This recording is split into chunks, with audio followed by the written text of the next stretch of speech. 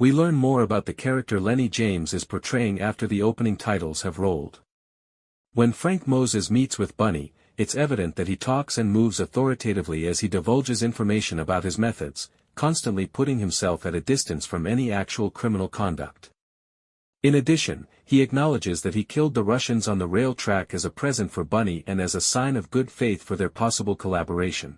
Because of his obvious efficiency and brutality, Moses asks to meet with the mayor in order to learn more about how Bunny's business operates. Frank Moses shows up at the mayor's office and waits for a meeting with the man in charge because he is unwilling to wait for Mike to approach him. Mike and his secretary Rebecca are both cautious of Frank's straightforward approach because of his well-established reputation.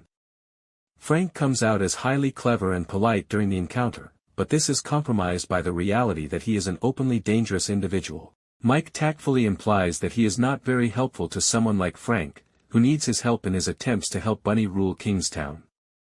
After his job shift, Carney goes home to take care of his sick father. However, the young Colombian man that Ian and Stevie had previously captured and set free shows up at his door just as he is about to go to meet Mike and Cindy in the bar. The teenager shoots Carney multiple times, killing him instantaneously, and then he walks away quite nonchalantly.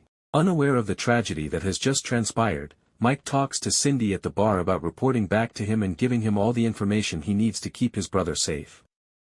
The episode's surprising conclusion implies that Mike and his inner circle are the Colombians' target because it appears like a careless overreaction on the part of the gang to kill Carney for being a little harsh with Cruz during lunch.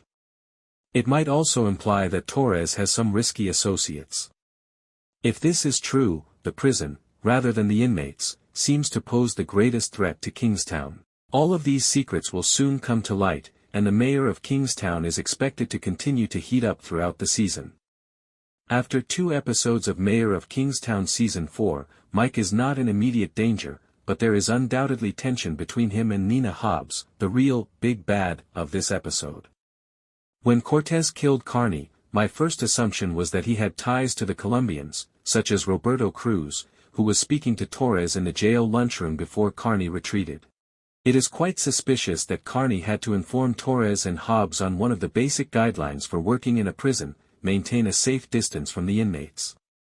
Both Hobbs and Torres, in my opinion, are too intelligent to be unaware of that day one process. Therefore, it's more possible that their immediate sensation of control over the inmates and their strange comfort are related to their own covert corruption. Hobbs might not be aware of Torres's connections to Colombian organized crime. I believe that he is the one that does the majority of her dirty work, out of the 2 of them. Hobbs might not be as good-hearted as she appears to be. Her reputation for tidying up troubled prisons probably has nothing to do with extensive rehabilitation.